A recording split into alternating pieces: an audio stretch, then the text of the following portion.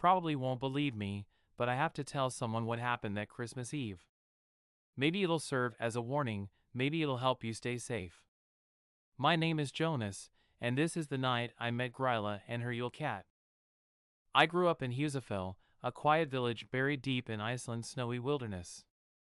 Every Christmas, the old stories would resurface, the Yule lads, Grýla, and her monstrous cat. The adults told us kids these tales to keep us in line. I never really believed them. I mean, come on, trolls and man-eating cats? It all sounded like nonsense to me. But that winter, things were different. The air felt heavier, colder. I'd overheard whispers that children from the neighboring village had disappeared. Still, I dismissed it. Stories get exaggerated, right? Besides, I had my own worries. You see, we were poor that year. My coat was patched so many times it was more thread than fabric, and I hadn't gotten anything new to wear. And in Iceland, that's bad news. The stories say the Yule Cat devours anyone who doesn't receive new clothes by Christmas. I laughed it off, but when the nights grew long and dark, I started hearing things. Scratching at my window. Deep purring outside our door. It's just the wind, I told myself. Just the wind.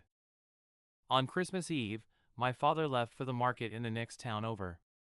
He promised to bring me a pair of socks, a small thing, but enough to keep the Yule Cat away. I waited for hours, staring at the snow piling against the window. Midnight came, and he still wasn't back. I couldn't sit still anymore. Grabbing a lantern, I bundled up and headed out into the storm. The wind clawed at my face, and the snow was so thick I could barely see. Still, I pressed on, following the path toward the market. That's when I heard it. A roar, not like a bear or a wolf, but something deeper, hungrier. I froze. Two massive eyes, glowing like fire, appeared in the darkness ahead. Then it stepped into the light of my lantern. The Yule Cat. Its black fur rippled like smoke, its claws glinting like knives. It let out a low, rumbling growl that I could feel in my chest. I turned and ran, my boots slipping on the icy ground. The cat's breath was hot on my neck, I could feel it. I thought I was done for, but then the ground gave way beneath me. I fell, crashing into darkness. When I came to, I was in some kind of cavern. My lantern had shattered, but the moonlight leaking through cracks in the rock was enough to see by. Enough to see the bones. They were everywhere. Piles of them, big and small. And in the center of the cavern was a massive cauldron, bubbling and steaming. The smell was. I can still smell it when I think about it. Rot, blood, and something else I couldn't place. That's when I saw her. Grýla. She was enormous, her back hunched, her skin pale and lumpy like old dough. Her claws scraped the stone as she dragged a sack behind her. Something inside it was moving. She didn't see me at first, and I was too terrified to move. Then I spotted him. My father. He was tied to a pillar, unconscious but alive. I don't know what came over me, but I crept toward him, careful not to make a sound. My heart was pounding so hard I thought she'd hear it. I was untying the ropes when Grýla sniffed the air and turned. Her eyes, yellow and full of hate, locked onto me. Another naughty child, she hissed, her voice like grinding rocks. You'll make a fine addition to my stew. I grabbed a sharp bone from the ground and slashed at the last of the ropes. My father stirred, groggy but able to stand. Together, we ran. Grýla's footsteps thundered behind us, shaking the cavern walls.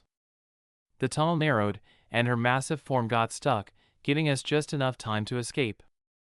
But when we reached the surface, the Yule Cat was waiting. I froze. It sniffed at me, its glowing eyes narrowing. Then it growled and backed away, almost disgusted. I looked down and realized why. I was still wearing my patched-up coat. It wasn't new, but it was enough to trick the beast. Grýla let out a scream that echoed across the mountains, but she didn't follow us. We made it back to the village, cold and shaken but alive. After that night, no one in Husefeld doubted the old stories. Every Christmas, we made sure everyone, no matter how poor, had something new to wear. Even a pair of socks could mean the difference between safety and becoming stew. So, if you hear scratching at your window or purring outside your door this Christmas, don't ignore it. And for the love of everything, make sure you get yourself some new clothes. If you've ever had a paranormal experience, I'd love to hear about it. Don't forget to like, subscribe, and let me know your thoughts in the comments. Until next time, stay curious and listen for the whispers.